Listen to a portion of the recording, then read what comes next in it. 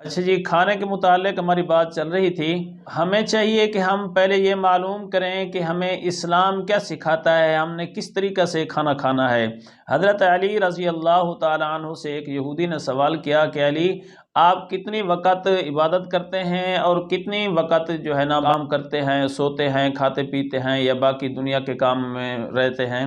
تو حضرت علی نے فرمایا کہ سوال کرنے والے توجہ سے سنو، ہم 24 گھنٹے اللہ کی عبادت کرتے ہیں۔ اس نے کہا علی، میں تو آپ کو بڑا سمجھدار سمجھتا تھا، آپ نے یہ کیا کہہ دیا؟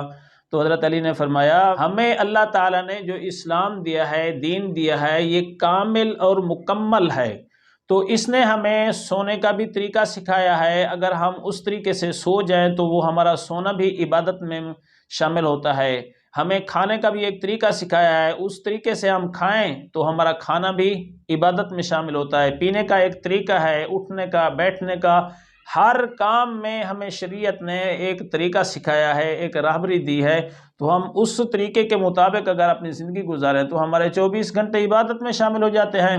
تو اس لیے ہمیں بھائی، ہم جب کھانا کھائیں تو سب سے پہلے ہم اپنے دونوں ہاتھوں کو دھو لیں، اس کے بعد ہم کھانا کھانے بیٹھنے تو اچھی بات ہے کہ اگر مناسب ہو تو دسترخوان بچھا دیں۔ سب سے پہلے ہم نے دعا پڑھنی ہے، بسم اللہ و برکت اللہ، اور کھانا ہم اپنے آگے سے کھائیں۔